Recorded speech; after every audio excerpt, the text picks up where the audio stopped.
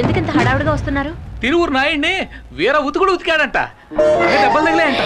వాళ్ళ తమ్ముడు రుద్రపతికి చెయ్యి ఫ్రాక్చర్ అయిందంట. ఎవరా కొట్టింది? కొట్టింది ఎవరో వాళ్ళకే తెలియదంట, పేరు మాత్రం తెలిసటమ్మా. అతని పేరు వాయుపుత్రట.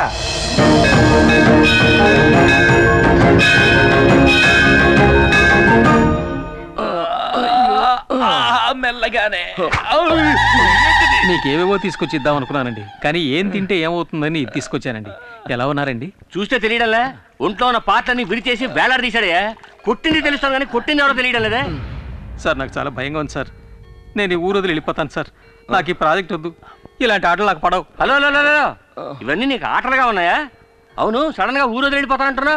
జైలు నుంచి వచ్చిన వాడు ధైర్యంగా ఉంటావు అనుకుంటే ఇలా భయపడతాస్తావేంటయా? మీరు అలా మాడతారండి సార్. వీళ్ళిద్దరి పొజిషన్ చూడండి, కూర్చున్న చోటే అన్నీ అయిపోతున్నాయి. ఇవన్నీ చూస్తుంటే భయంగా ఉండదా? ఈ రోజు చీకటి పడేంత వరకే వాడికి ఆయుష్ ఉంటుంది. బావా, నువ్వు దేనికి దిగులు పడకు. ఊరంతా పోలీసులు రౌడీలు వాడు వెతుకుతున్నారు, మనకి వాడు దొరకకుండా పోతాడా?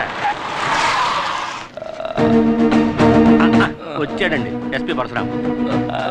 ఏమయ్యా దొరికాడా? లేదు సార్, వెతుకుతున్నాం.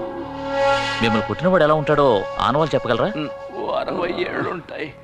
వాడి గొంతు వింటే గుర్తుపట్టగలరా? ఒకలాంటి గరగరలాడే గొంతు. గరగరలాడే గొంత. ఇతనెవరు? ఇన్సే నేను చెప్పాను కదా, ఆ విషయానికి వచ్చాడు.